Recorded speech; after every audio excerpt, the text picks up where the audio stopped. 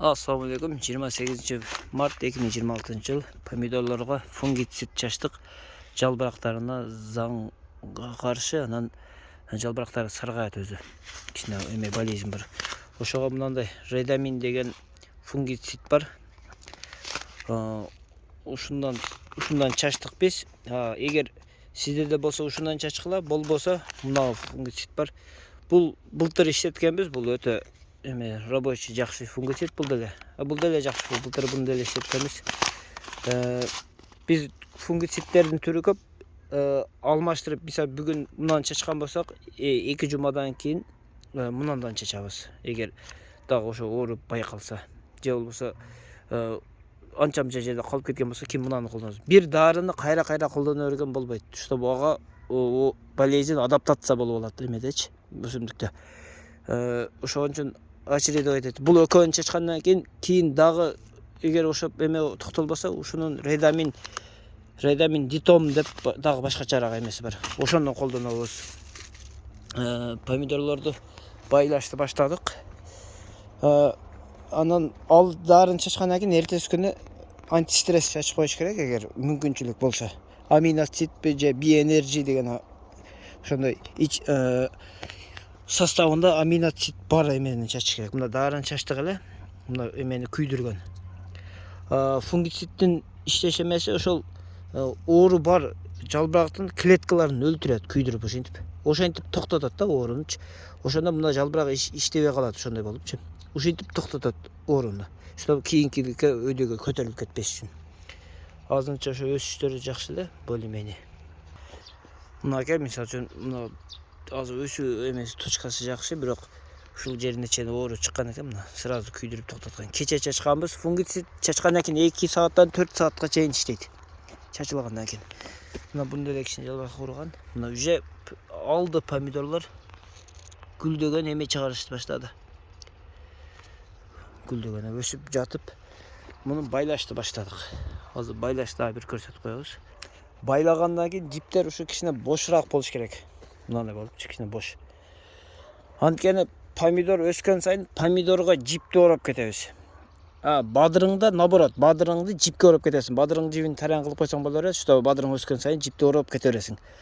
Помидорду наоборот, помидорду жипти ороп, помидорго карап жипти ороп кетесиң, чтобы ал бунун сотосу калыныраак болот. Ар бир жалбырагын астынан жипти ороп алып өтө беребиз. Пресипти алабыз дагы. Пресиптин бир учуна мындай кылып түйүнчө жасап алабыз. Түйүнчөнү жасагандан кийин онун учуна мындай кылып бир 4 сантиметрдей чыгарып коебуз, 3-4 сантиметр. Чыгаргандан кийин аны мына өсүмдүктүн бул бир бетинен алып өтүп, помидордун же бадырыңды алып өтүп туруп, ушу мына тешикке салып коебуз учун кайтып. Салып туруп, мына узун жагын тартсаңар, ошону мына кыска жипти кысып калат, мынтип бууп калат.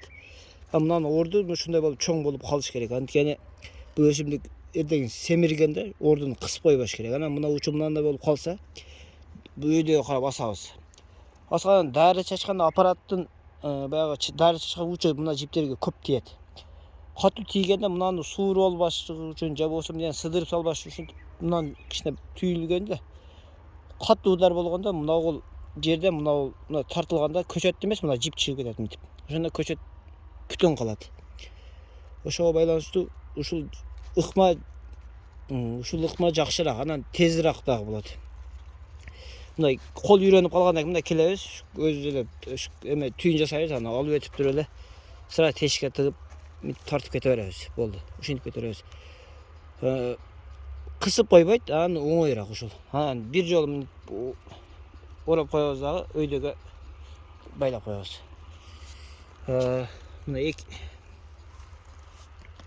Мына экинчиси дагы мына алабыз. Эми буга кол көнүп калат, кайра кыла берсек алабыз. Тарттык, ороп. Анан бул бою жетпеген зым 1.92, 1.95 да, бою жетпеген ошентип байлап, түгүн байлап кете берет. Анан бою узунак адам муну асып өйдөгө байлап кетет. Өйдөгө байлаганда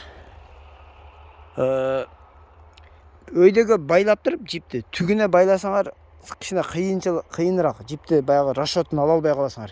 Ошон үчүн биринчи түгүн байлап алыш керек да, андан кийин анан өйдөгө тартып туруп примерно расчет аласыңар дагы, үстүнө дагы сөзсүз түрдө байлаганда бир колдо неудобно болот да.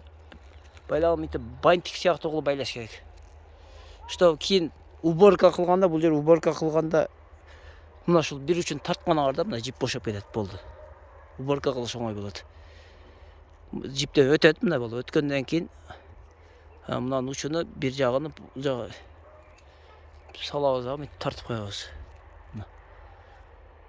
Ушинтип жип кичине бошураак калыш керек.